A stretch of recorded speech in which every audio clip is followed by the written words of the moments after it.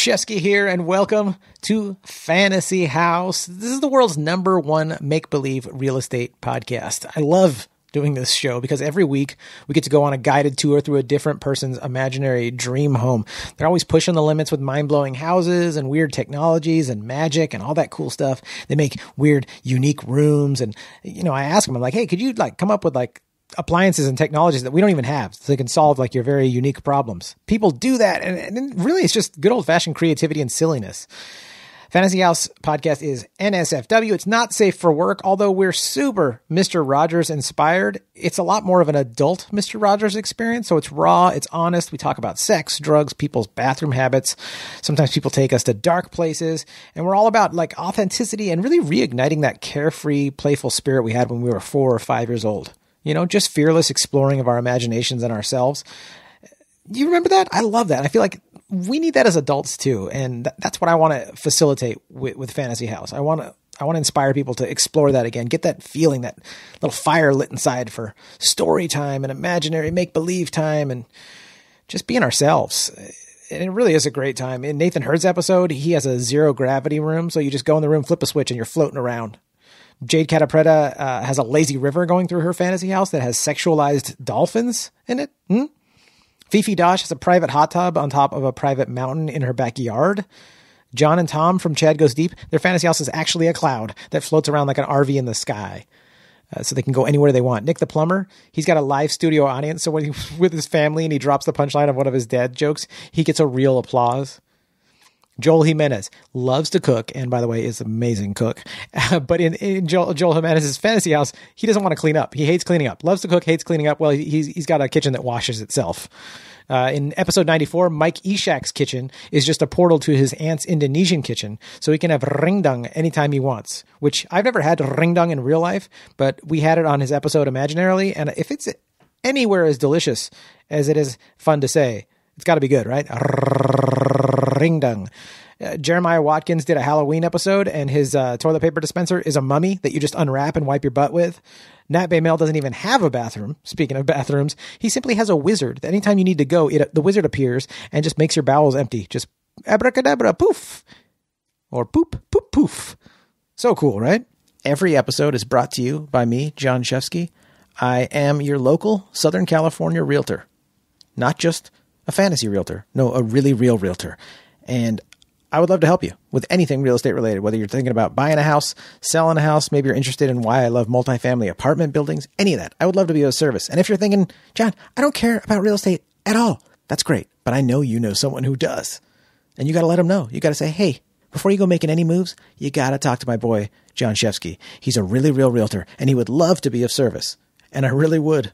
And even if you're not in SoCal, I can still help you because I have a referral network all over the country with some fantastic agents, and it's growing all the time. So check in with me. Let me know, because I got agents in Nashville, in Chattanooga, Austin, Texas, Boise, Idaho, Phoenix, Arizona. I got you covered. And like I said, that list is just growing. So just think of me when you're thinking of real estate. Be like, I'm going to hit Shefsky up before I do anything. Just send me an email, fantasyhousepodcast@gmail.com. I'd love to be of service or help in any way. My buddy Scott Luhrs is here today, and we're gonna go through his fantasy house, and I can't wait. I'm so excited for you guys to come on this journey with us. Now, in the words of the great Angelo Bowers, let us do this.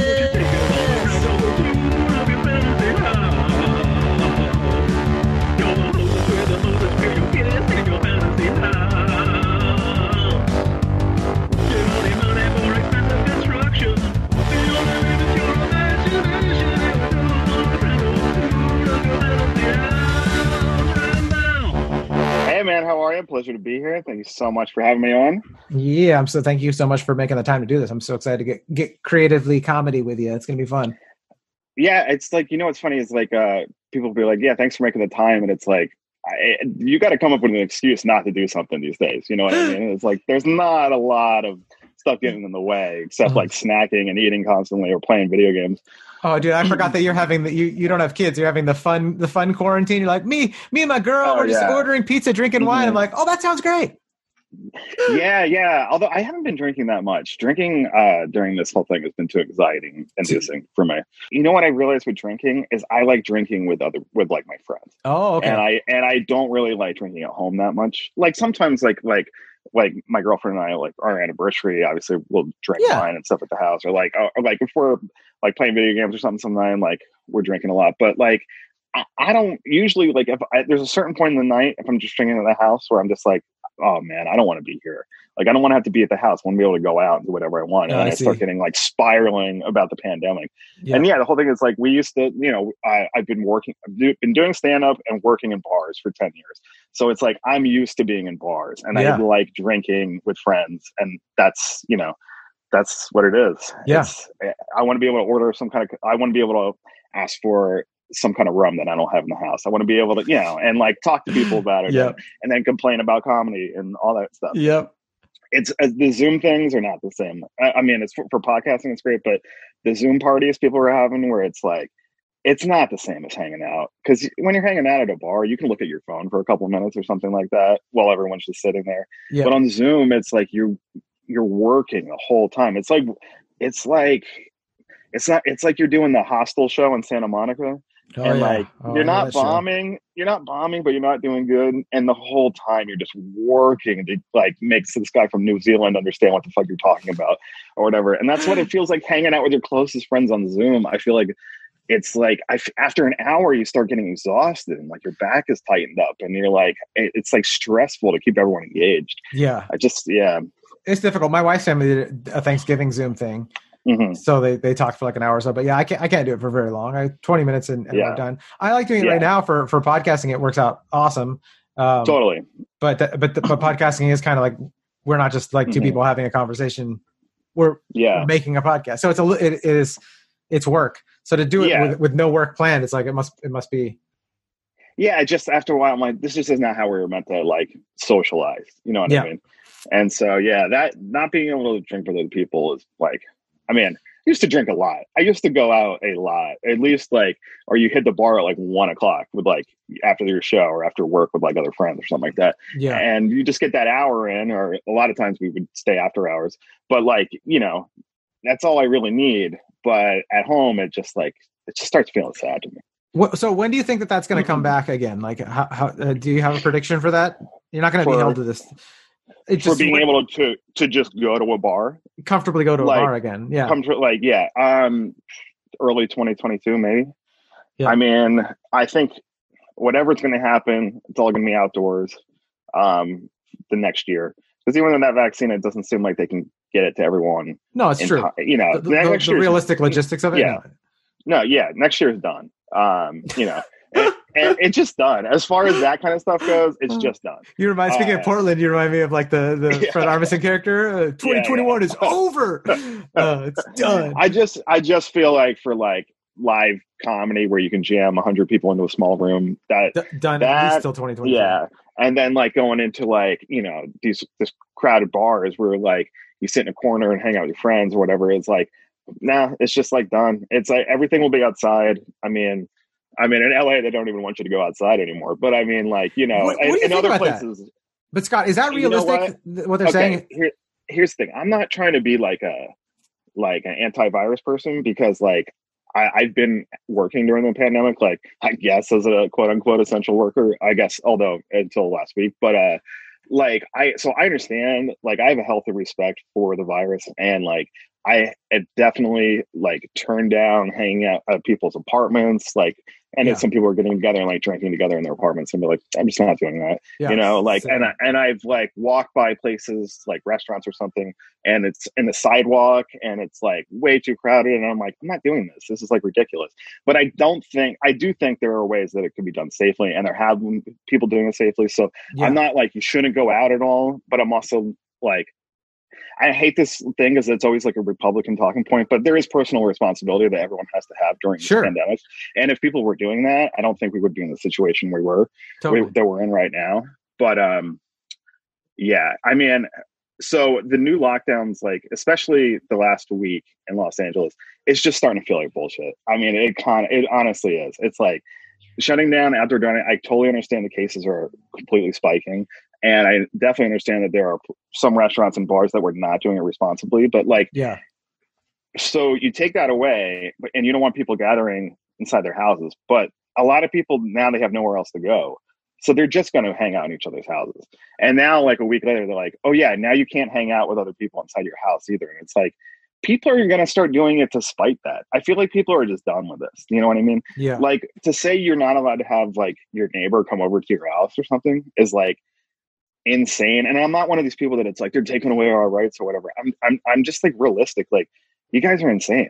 You have to just tell people how to do this stuff safely, because you can't just be like, it's like sex education. Yeah. It's like you tell kids to be abstinent. You're like, they're not going to. So can we at least be realistic and give them solutions to be safe? And they're not doing that. Yeah. They're not doing that at all. Yeah, definitely. I grew up in Christian school and everything. So it's like, they were like, never have sex. You know what I mean? That works real well. People don't listen to that. It's like, it's just never going to happen. Yeah. So like the stuff that they're doing right now where they're like, oh, until December 20th, you can't. And like, trust me, we haven't had anyone over to our apartment. Oh yeah, we're super strict in my house. Yeah, I've met people in other places, but like, that's not realistic for everybody, you know? And there are people that have family that they have to take care of and all this stuff. And like, the way they say it is like, even if they don't mean like you can't go take care of your grandma, like the way they say it, a lot of people are not smart enough to realize that there's a nuance to it. And so everyone just explodes at the fact that this restriction was put on them. And then people, you know, like when they put in the 10 o'clock curfew a week ago at 10:01 at Huntington Beach, there's like a huge fucking protest like against the thing. And then everyone's outside Garcetti's house protesting and stuff like that. Yeah. And it's like, you know, protests are what they are. I mean, they're useful. There's a need for them. But like when people start protesting like virus stuff, they go out there with no masks. You know what I mean? Oh, yeah. And so it's like you're just creating this whole situation. I also think that they're conveniently like ignoring the Dodgers celebration, the Lakers celebration, and the election celebration. That was like basically 3 out of 4 weeks of a month where people, especially during the Dodgers and Lakers thing, were gathering, you know, in the thousands with no mask on and like going crazy in the street. It's like there's definitely something coming from that. You know what I mean? But they're scared to. I mean, they've even talked about they've talked about like stuff that where Fauci wouldn't talk about the protests, and it's like, but you just said that these large gatherings were bad. It's like, oh, but the protests don't count, and it's like, what? Wait, what? Yeah. Because elected officials right now, I think, are because of like hysterical culture, are like terrified of being called out on anything. Like the shit that was just happening in the college world for a long time is like made it to the real world where it's like, if you do anything wrong, they're like, you're racist, you're sexist, you're transphobic. And you're like, wait, what? Yeah. I didn't even know I was being watched for those things because I'm not those things. And so like even like big famous or elected officials are just like, oh, no, it's cool if you guys get together for that. That we have nothing against. They don't want you coming to their house anyway. They want to get doxxed. And that's a shame because then like reasonable adults are like, no, I still want to have this conversation. I want to hear what the pros have to say. It's like, oh, the pros are scared to even talk truth with you right now. I'm like, fuck, dog, that's not a good sign. Yeah, I mean, like, and trust me, like the protests were important. I understand the need for them. But instead of like, you know, there's a way to, and I, you know, a lot of the protest people were wearing masks or whatever. Obviously, not all of them, and obviously, I think it's disingenuous to say that there was no COVID cases that arose from the protests, which some people like in my friends tell me that online, they're like, no, not a single one. I'm like, okay, yeah, not a single one. It's like, guys, get fucking real. But you know, and they're instead of like beating our fellow civilians in the streets, they could just like, you know, be maybe passing out masks or something like that. Like just let people do this safely. Like instead of telling people not to do anything, just tell them how to do it safely. I think that maybe people would, you know, come around a little bit more. Obviously, it's just like handing out condoms. Yeah, you're literally talking full analogous to like to the sex ed stuff. Yeah. And you're like, oh, we failed at that, and this is the same thing which we're failing at, and this is creating more disruption and death than any sex ed could have ever. Yeah. So as they keep doing this stuff, and especially like, you know, Barbara Ferrer or whatever, the public health lady, like, and Garcetti and everybody, they always were like, we know you guys have been making sacrifices the last few months. We need you to like do this and do this, and it's like, yeah, well, you guys got to help out at some point because you're not doing anything. All you're doing is like restricting everybody and telling them not to go to work, but you're not giving anybody money. And it's like, you know, I know California is in serious fiscal trouble right now, but figure it out. We're like the 5th largest economy. It's like, if you're not getting shit from the federal government, like go to work, do something. You got to let people work. You got to let people, get out of the house. I mean, like, we all know at least one person who has committed suicide during this. We all know like at least one couple. Yeah. And then like everyone has friends that are getting divorced during this. It's like, everyone is falling apart. Plus there's a fucking virus on the loose. And like, you know, all they got to do is give people money to stay home for a little bit and then let people go back to work. It's like, these things can be done safely. Like, I agree. I mean, I really like Andrew Yang's explanation for the whole thing. Just saying like there's bullet holes right now, and we just need to plug these holes. And I've heard the arguments, and I'll listen to like, you know, libertarians talk about the talking point of like inflation and like how much debt we're getting into, and I could totally understand. They make some great sense, but at the same time, you're like, hey, we need to keep this economy just going above water and keep like a whole class of people that have no savings, no way to pay their bills. That it's not necessarily their fault, and we don't have time to determine whose fault it is. We just need to like get them money. So if the government, it's like when you work at a job and they tell you, well, now you need this training and you're gonna have to start wearing these clothes and you need to use this kind of computer, and it's like, okay, if you want me to use all this stuff, you need to buy it for me. No, you need to take it out of your paycheck. It's like, so you're not gonna pay me more and you're demanding I do. They're doing the same thing with this, where they're like, you can't work. Okay, so how do I pay my bills? I don't know. We can't pay you anything either. They're like, okay, you can't tell me I can't work and you can't give me money, because it's just it's just kookiness, man. It's just, dude, it really snuck up on me the other day. Like I was thinking, because we've paid our rent the whole time and stuff. Like we're like, obviously like it's harder to do that, but like we've kept up on that stuff. And I'm thinking like, people are going to come out of this owing like $15,000 in back rent. Oh yeah. Like that's insane, because then you got to work, like just pay that off for the next, I don't know how many years they give you, but like that's going to be a significant portion of your income over the next 5-10 years, paying that off.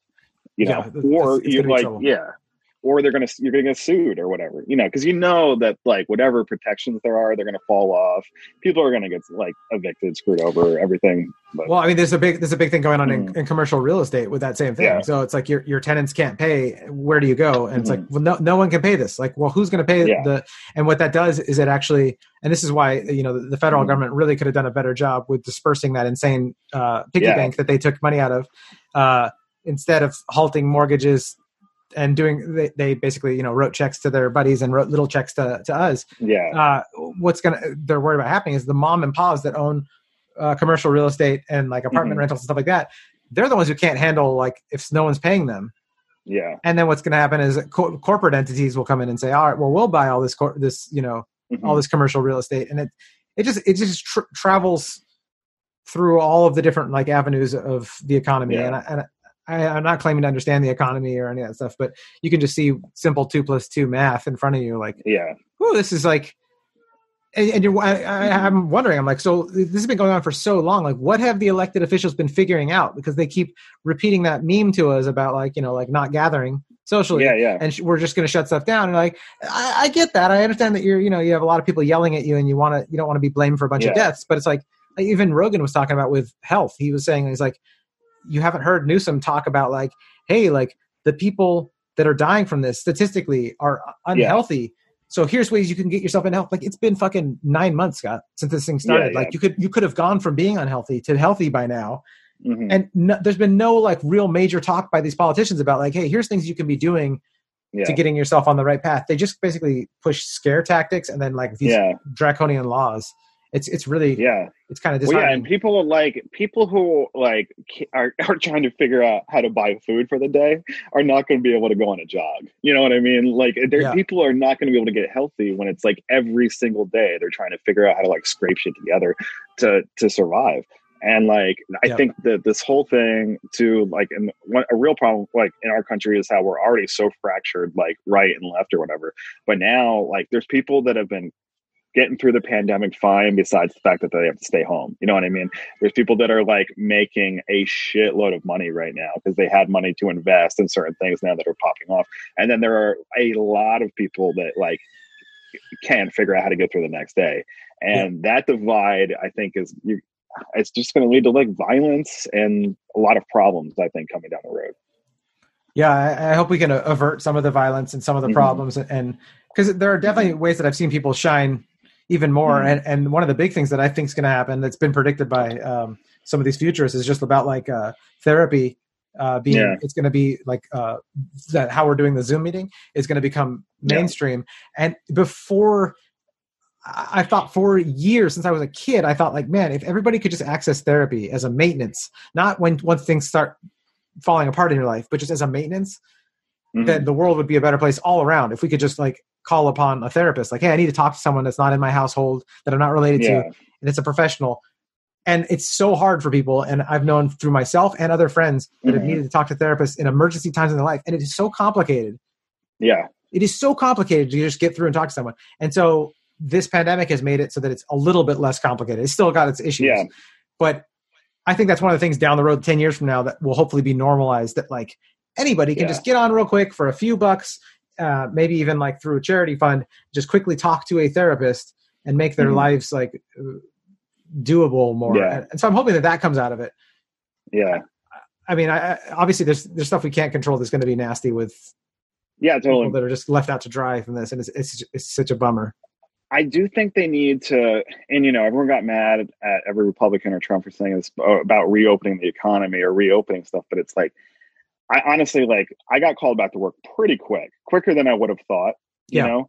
Like as soon as right around the protests is when they were like, let's get this shit back open. You know what I mean? So they were like maybe people relax or whatever. And so when I got that call, it's like, and we'd only been home for a couple of months, but the fear level of like the virus was like peak.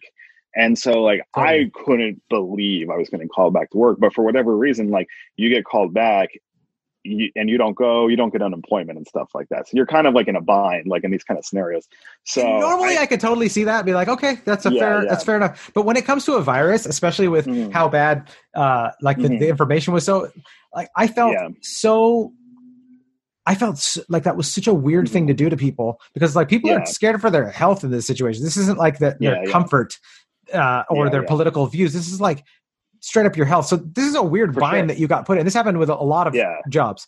Well, a lot of jobs. And, I, to their credit, like I work at a couple bars, and one of them, especially like is really like above board, like by the book company. And they offered to furlough whoever wanted to, but like, you don't really know what that means. You know what I mean? Like at the time it's like, okay, you can get furloughed because you don't want to come back to work. You can stay on unemployment, but like, obviously the 600 was going to run out, and it did. And then it's like, furlough, like you can come back, you still have the job, but by the time you were going to come back, like, is there other people that are already working your shifts? Then there's no way for you to really come back. So you're not fired, but like, you can't really, at a certain point, like, I think there was definitely people that wanted to come back who had already been theoretically replaced. You know what I mean? Like, so it was just like, the way it was presented was like, I better go back to work. And I went through like every like stage of grief, like denial, everything, or the whole thing, all 7. Back. Yeah. And when we were like literally like this, because I work downtown, like I remember I was at a training meeting on like how we're going to do this safely, and you literally are just hearing like cops beat up people outside and shit. It was like in the middle of that and stuff. But once you get back into it, the whole thing, and I've been in this industry forever, is like you're taking care of people, you're making them feel okay about what's going on. It's hospitality. And like you start getting back into it, and even though the people that were coming out were utter nightmares, you could tell like people needed this. Yeah. You know what I mean?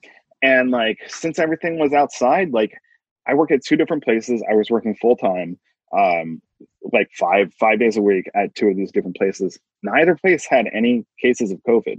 Either among the staff or like no customer got it there. So like there was a way to do it safely. Now I'm not saying people weren't nightmares. I remember like the first week being back at work, I saw strangers like making out and shit. And I was like, how is this even possible? You know what I mean? But where did they have their masks? Where they drop their mask down their chin? Their masks were fucking gone because, once you sit down at the table, you don't have to take the mask off. And also they opened up bars for like a week. I don't know if you remember that. Like everything was open like inside.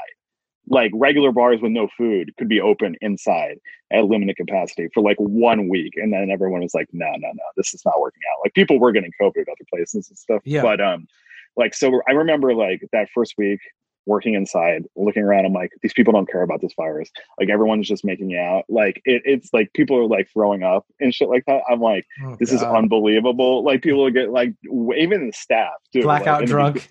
Yeah, like in the beginning, like the staff, there's this one guy who's so funny, but like he just was blackout drunk, wandering around the bar, like with like 2 drinks and like a drink in each hand, and we're like, all right, he's cut off, and he's like one of our coworkers, he's on the clock, and it's like, I'm like, dude, we can't enforce the rules if you're doing this or whatever. But after like the first initial week or whatever, we like everyone got their shit together, and it was like, okay. Because also my coworkers were terrified in the beginning too. Everyone was terrified. Yeah, I mean, I was terrified. People were just drinking like at work, like just to like loosen up and not be super scared. Yeah, because they were like scared to be there or whatever. But once we got it together, I mean, trust me, it was a nightmare. It was challenging. It was like physically working harder than you had to in forever, because you're not just standing behind a bar making cocktails, like listening to people's problems anymore. You're like running around, fucking like cleaning up tables, serving, doing everything, like carrying huge beer steins, like way too far, because everything is outside now. And it's like you're working as hard as you can for probably half the money that you used to make. Yeah. With the clientele that is just people that do not care. And and your whole job is to make them care about the virus. Like, besides serve them and do everything else, it's like your job is to be like, you have to social distance, like making sure people don't do what you do in a bar, which is wander over and talk to strangers and guys hitting on girls and all this stuff. So people, that's what they want to do, and you can't let them do it. And you're almost like a jail guard or something like that at the same time that you're serving people alcohol. And so it was definitely super challenging. It was definitely at times a nightmare, but it's like, I was laughing every day with my coworkers. You know what I mean? There was a lot of gallows humor type situation going on. Yeah. My girlfriend works with me at both of the bars. So like we were there getting through this together. But importantly, I think it let me realize that like you can go out and do stuff safely, because I think, and there's a lot of people I know that are like this, that have not worked and haven't really left their apartments. Like, if I was just now going back to work 9 months later or whatever, however long it's been now, I would be still scared to leave my apartment. You know what I mean? Like, there was so much fear in the beginning. And if I've had that fear like the entire time, I think like it would almost change me as a person. Do you know what I mean? Totally. Yeah. Like just your neuroplasticity or whatever of like the way you view the outside. I mean, dude, I have nightmares now where I'm like, I'll be somewhere and I'll be like, I'm not wearing my mask. Oh my God, I've got the disease. Yeah. And like, it'll be this weird ass dream. And I'll wake up from that being like, wait, what the fuck? Like, what is this like naked at school dream now that you don't have your mask on? Yeah. It's so weird. And you're like, oh, that's just in my brain. And we won't know. Maybe 10 years from now, it won't be a thing. My brother tells me, he's like, you're not going to be thinking about the way you do right now. Trust me, you're going to get over it. But right now I'm just like, this seems like forever changed weirdness. But I'll probably always stock up on toilet paper for the rest of my life, but that's true. That is very true. And also I would think, what it is interesting though, it's like, it changes the way I look at business a lot too. Like, because like, I've always kind of thought about opening up a bar and stuff like that. And like, my girlfriend, I worked in hospitality forever. My girlfriend has too. She grew up in a restaurant. Her mom owned a Italian restaurant forever. It was in her family for like 3 generations. So her mom was saying something interesting, which is like, well, this whole thing has taught you how to set up to be essential. You have to, if you're going to buy any kind of like, or open up any kind of business like that, have a place where people can pick up stuff curbside. Like if you're going to be retail or whatever, like have that. If you're a restaurant, have a big outdoor area in case something like this happens again. Like, and also I like hate hearing that, by the way. I know. When people say that, dude. Oh, dude. It's going to happen again, you mean? When people say, like, now we know this in case there's another one. I was like, motherfucker, we haven't gotten through this one yet. Don't even. It's like when my grandma used to talk about what she was going to have for breakfast the next day. It's like, we're at dinner right now, Bubby. I don't need to hear about breakfast. That's how I feel about this, but in a much more negative way. Right. But I mean, I've definitely like been like kind of in my dreams or whatever, just like, not actually dreaming, but like just like looking at commercial properties. Like, I'm like, oh, I know a bar that had this and it's out of business. I'm like, there it is. I wonder what you can get the lease for right now. Like, there are definitely ways to take this and apply it to like making money for sure. You're learning. You're coming up with strategies for the future from what you're learning in this. Do you want to give us a tour of your fantasy house? Oh yeah, man, let's do it. Let's do it. All right. Do you lead me through this or just start talking? Yeah. So right now, just imagine that we're flying an orange drone, a fantasy house drone, over to the geographic location, and just paint a picture for us. Describe it. Great. Tell me what we're looking at. So geographically, here's the thing with me. Like, I kind of grew up in the country in New Jersey. Believe it or not, we do have country and forests in New Jersey. It's not just like toxic waste plants. Like I know people just think it's like that. So it was very idyllic. It's like literally like the county I grew up in is, I don't know where they got this rating, but they're like #1 safest place to raise kids. Like everything is like, you got at least an acre or whatever. It's very nice. But growing up there, it was like the perfect place to grow up. I felt totally safe. And like, it was just, it's like literally like like wood covered bridges, like leading through like these like picturesque views. But the whole time I just wanted to go to New York every day. Like, I'm like, I want to be in the city. I want to be in the city. I want to move to LA. I want to move to LA. And then the entire time I've been living in LA or anytime in the city, I'm like, I want to be in the mountains. I want to be in the mountains. I hate being in the city. Like, so I wanted both. So that's kind of like, either, like, basically my ideal location is like in this little like forested area, kind of where I grew up in New Jersey.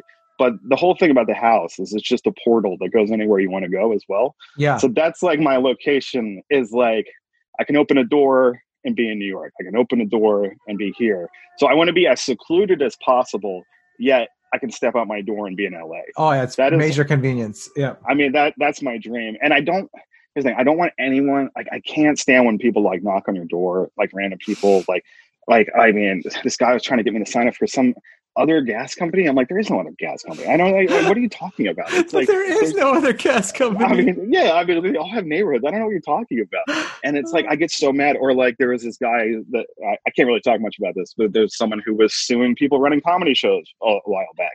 And maybe process servers were coming to my door and stuff. So I don't want it to, I would like there to be some kind of like magical charm. Who sues a comedy show? I mean, I'll send you the links. Okay. There was a whole thing where like 40 fucking places got sued for having comedy shows. It was a real shady thing. I can't really go into it. That's but so anyway, so I would like no one to ever realize that this is a house. Okay. So if there's a possibility, like as you're approaching the house, if there's some sort of charm, like magical charmish thing placed on this that makes it look like a closed, rundown Jollibee, that would be ideal to me, because no one goes there anyway. And if it's like looks like it was burned down or something like that, that's what I'd like this to appear to everybody else. That way no one ever just knocks on my door. Just so our listeners know that aren't in Southern California, a Jollibee is it a Korean McDonald's? I mean, it's like, I know the one that's Filipino. Is it Filipino? Yeah. Okay. I know the one that's on Beverly and Vine, but I've never been there. But that's I've never actually been inside, like all of the people in your joke. Have you eaten Jollibee before? I haven't. Have you? Okay, no, that's why I think it's hilarious that you mentioned it. And like, it's run down, and no one goes there even when it's not run down. Yeah. Yeah, so that would be my perfect, just like the facade of a Jollibee. That's great. In the middle of a forest, because I just think that people are going to avoid that. They're going to see that and be like, I think we need to keep walking. That's so funny. Okay, that is what I would like. Backyard, I'm going to need to have like some kind of working weed farm back there. I don't know who's working it. It's not me, but I just like, I'm just going to need a steady supply of weed coming in from the backyard. That's what I'm thinking of. And a pool for the girlfriend. She really likes pools. So if you're giving me a tour through your backyard, there's just like giant herb plants growing. Yeah, some sort of Willy Wonka-ish thing where it's like a stream of like a river made out of keef, and a keef river, dude. Yeah. There's just like all this stuff. Like I don't need to be involved in working it, but it's like everyone is working it. And I'm Greenwater Rapids, bro. Yeah, that's river. Exactly it. Yeah. Couches made out of stems and whatever. I'm definitely gonna need that, because like I feel like I don't want to be traipsing out to the dispensaries, especially because I don't even know where this house is, so I don't know if there's dispensaries nearby. You could have a portal to whatever dispensary you need, though, right? Oh, sure, that's as a backup in case, like, God forbid, something happens at the farm. Bring God into this one. God forbid anything happens at the farm. What's the strand that you're going to show me that we're going to? I don't really smoke herb anymore, but I will on this show for you right now. I just need any kind of heavy indica. I don't know the names of things anymore. I used to care about that. You'd be like, oh, you got to get the blue drink or whatever. But it's like, no, just one of those couch ones. Those ones that just puts you down. Okay, that's all I need. We'll call it if the pandemic has taught me anything, I'm pretty happy being high on the couch. Well, let's just call it the Pandy Kush. Yeah, there you go. I love it. Some Pandy Kush. Yeah. Now, as far as like the master bedroom, and this is where all the portals come into play too. Like, I like the idea of like huge master bedroom. And all right, I have like a small dog, like a 12-pound dog. It's not super small, but 12 pounds. Yeah. And when he's on like a piece of furniture, like the bed, it's like, say a 12-pound dog is on a king bed. that's like a giant space for them. Yeah. So I would like pretty much every piece of furniture to be scaled like that for me. Yeah. So where it feels like the bed is like where I would have room to roll back and forth like 8 times. You know what I mean? Totally. I want giant, oversized, comfortable furniture, like bed, every kind of thing like that. I would like one side of the master bedroom to be like a balcony that goes out overlooking the beach, you know, very nice. And then the other side, I would like Big Bear style, where like you open a door, put on your skis, and then you're just on the slopes. You know what I mean? Totally. To me, that would be perfect. Let's see, the kitchen. I would like just a regular ass kitchen. I don't know how to cook. My girl knows how to cook. She's pretty good at it, but I don't know how to cook much. But it's just a regular ass kitchen. But there are also doors all in this kitchen leading to my favorite restaurants all over the country. Okay, let's go. Let's go to this. This is getting exciting. Okay, let's go. Oh yeah. Door number 1. Where are we going? Okay, I mean, for comfort food, I always go to Masa, Echo Park. I don't know if you've been there before. It's I haven't, but I know of it. Yeah, Chicago deep dish place. It's like when I moved to LA, I lived right like behind that place. I used to go there like all the time for takeout. I brought my family there. Like my girlfriend and I go there all the time. They know we are in the hospitality industry, so they're always super nice to us. We're always kind of talking shop, you know. And during the pandemic, it's been like my comfort food because like we live pretty close by to it, and it's like it's still like ordering there like once a week at least. It's like, you know, they've handled everything very safely too, which made me real happy about that. But yeah, so that's like one of my go-tos. There's another. What would we order? What would be the food that we'd order from there? Oh well, man, there's a lot of options. But deep dish, if we got a lot of time, this takes 45 minutes to cook. If we got time, we're doing deep dish. They have lots of cheese deep dish. That's probably my favorite. I think they have the best mozzarella sticks in town. Okay. So you got to do that.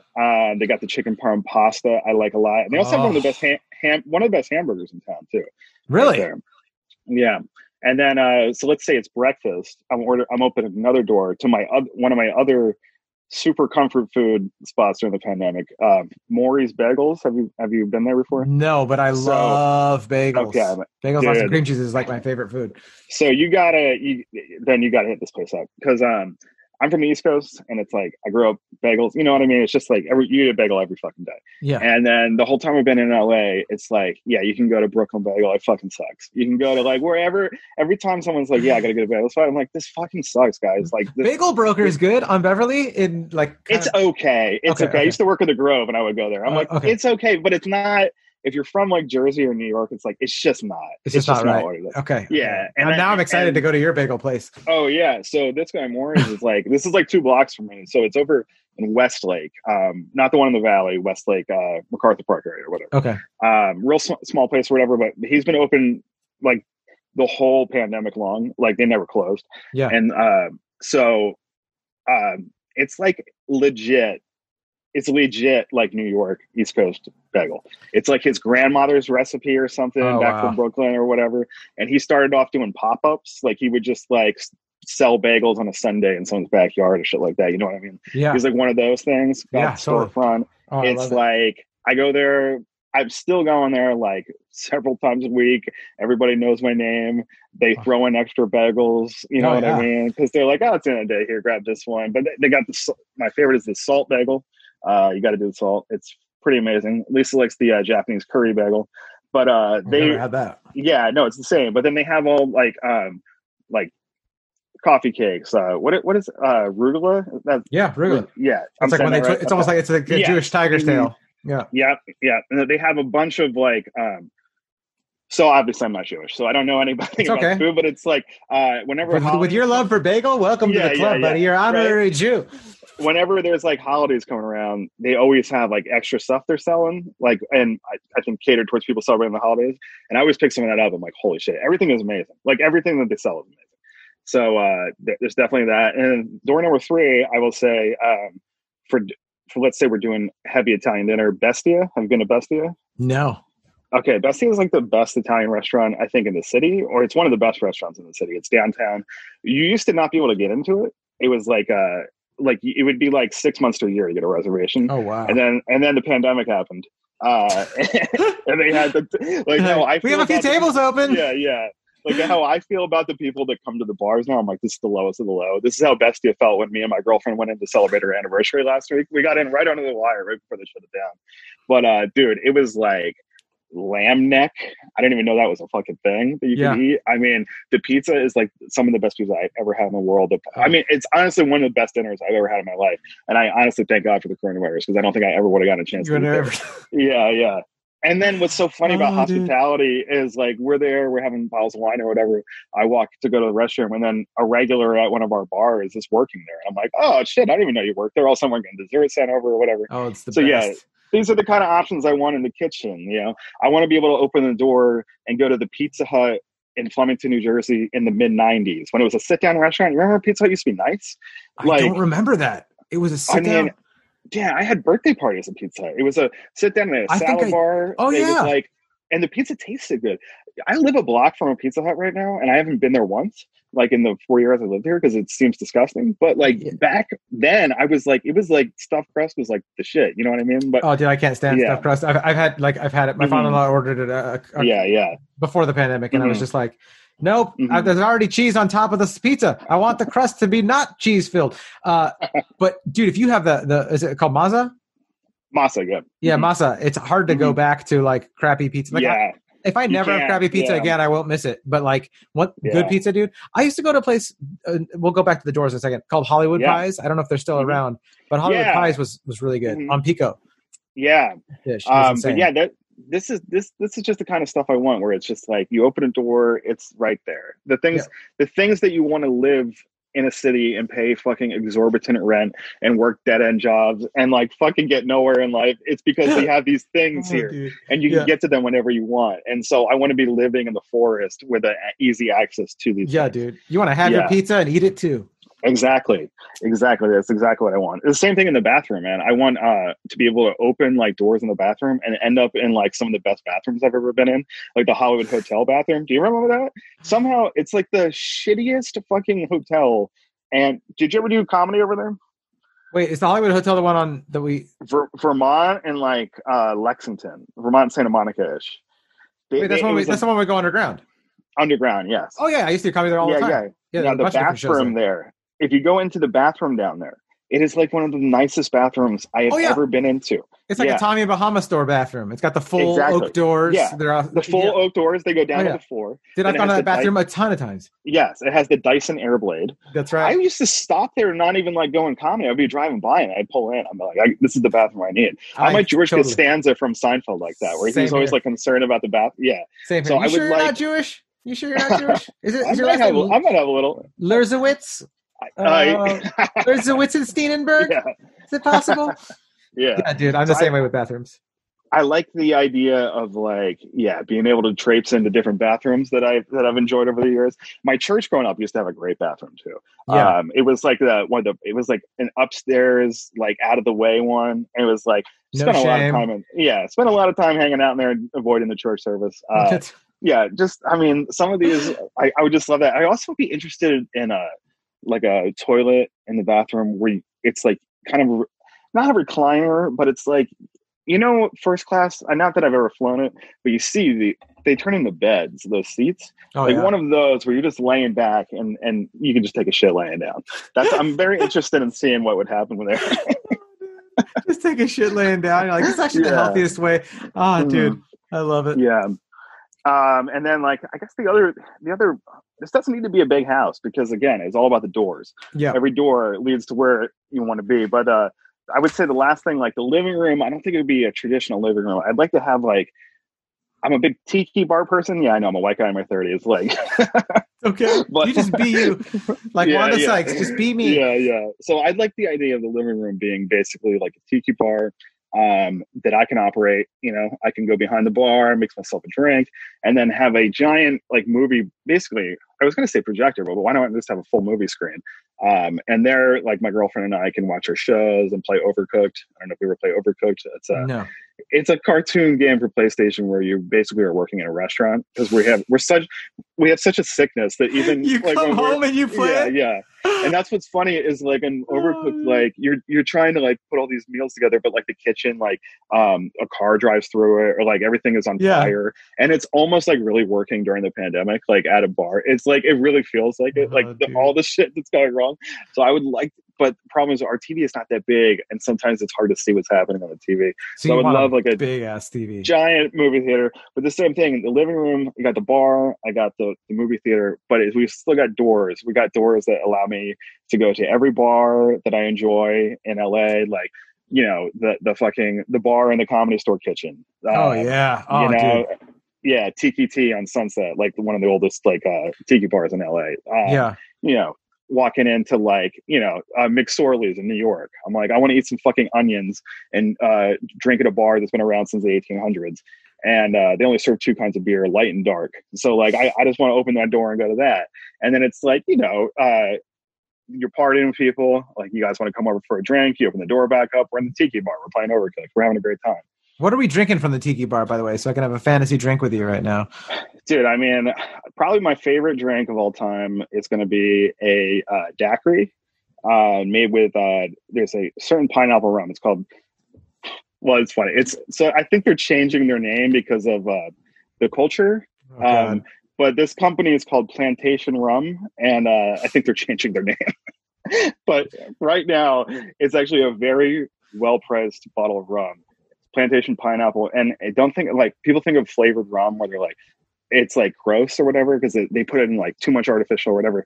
This stuff is like distilled with pineapple, so it's like very light. You only get it on the back end, and you mix it as a daiquiri. So you just have lime, simple syrup, just sugar, and this rum, and we're sipping on those. We're having a great time. You start blacking out after like 3 of them. Rum drinks are so strong. That's like I guess that's what I just like, getting fucked up with people. So like, rum drinks, it's like you're on your second and you're like, should we get a third? And when you get to third, you're like, we're not going to remember this night. Like, we're just going to fucking hammer. Yeah. We're not going to remember this Fantasy House episode. We're on our third rum drink. Yeah. So I just want, doors to my favorite bars, doors to my favorite movie theaters. You got the AMC at Universal Studios. That's a good one. What would we see if we're going to your favorite theater right now? AMC, Universal Studios. Dude, we're seeing the new Fast and Furious that got pushed back a year after the pandemic. We're seeing that. I've seen most of the Fast and Furious movies at the Universal Studios AMC. Oh, that's so funny. Great place to see it. You get a great crowd there. Everyone's really excited about it. They do have a bar there, which is fun.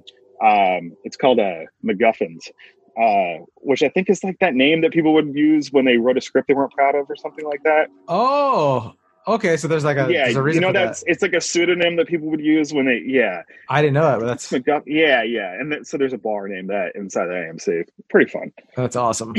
Yeah. Is there anywhere also else? Dodger Stadium. Oh, we'd be going to Dodger Stadium? Oh, man. Yeah, because we were going to watch the game. So, like, what I used to do when I lived in Echo Park, when I first went to Echo Park, it was before that guy got stabbed in the parking lot. Remember that was, like, a big thing where the Dodgers, like, some of the Dodgers fans stabbed, like, an Angels fan and beat him to almost death. He's, like, that guy is, like, bedridden now and has to live with his family. Like, can be taken care of. So before that happened, tribalism, folks. I told you it was bad. Yeah. You used to be able to go to Dodger Stadium, like at the 7th inning or like 6th or 7th inning, and if the game wasn't sold out, they would let you in for free in the 6th inning to see the last few innings. That's awesome. So my friends and I, like, and I hadn't really been into baseball at all, but we would go to the Shortstop, the bar that's right by it. Yeah. Just drink, watch the game there, and then walk up the hill and then be in the game, like be in the stands. Oh, that's so cool. Yeah. Now, after the stabbing, they took that away. You couldn't do that anymore. Why? They started tightening down. I don't know why, but they were just like, hey, let's like make things a little more streamlined and more secure. A little bit more secure. And not have people wandering and wasted from a bar down the street. I guess that answers my question. Why? You're like, well, let me explain it, John.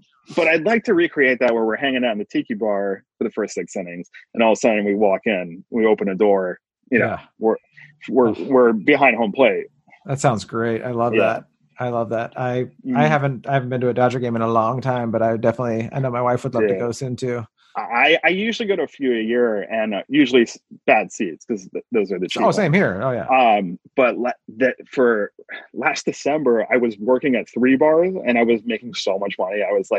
I blew a bunch of money on tickets like behind home plate. Oh, like nice. like basically not front row, but like field level. Yeah. And, and I got like a decent deal on StubHub or whatever. And it was for opening weekend. It was for like the games, tickets for the second and third game of the season, opening weekends against the Giants. And then the pandemic happened. And I was like, I've never sat that close. And now I know I never will. I sort of feel like the pandemic happened because I bought those tickets. That was it. That was the butterfly effect. Something happened in our universe. Yeah. This dimension will never be the same. God was like, whoa. He can't have a good time like that. We got to put a stop to it. All shall pay. Oh, dude. Yeah. So rad. Well, is there anything else we need to see in your fantasy? I think so rad. It's just access to wherever you want to be, but also you're not living in the fucking miserable city of Los Angeles at the same time. Well, thank you so much for doing this, dude. Dude, it was super fun, man. It was so good catching up with you and talking about this stuff. Same here, man. So great. Where do you want people to find you anywhere? The only thing I really engage in right now is Twitter. So I'm at Luhrsman on Twitter, LUHRSMAN. If you wanted to see people chronicle the working in the service industry during a pandemic, I have a lot of tweets on there about that. So you go back and read that, and we'll see what I pivot towards the next. Did just apply to work at a COVID testing site, so you might get a lot of tweets about what that's like. Oh, hell yeah. So, follow me on there, and it's a lot of fun. And if we ever open back up for comedy, you'll have to check out Chatterbox Comedy Night, Sunday nights out in Covina. Some of the best times ever, dude. I used to have such fun. I mean, everybody has just glory stories. That's why people recorded their albums there, because it's just so many fun sets at the Chatterbox. It was just a good hang. It was outside of the city enough where it felt like it was outside the industry, but then people got stuff from sets they filmed there too. So it was cool. We kind of straddled both worlds.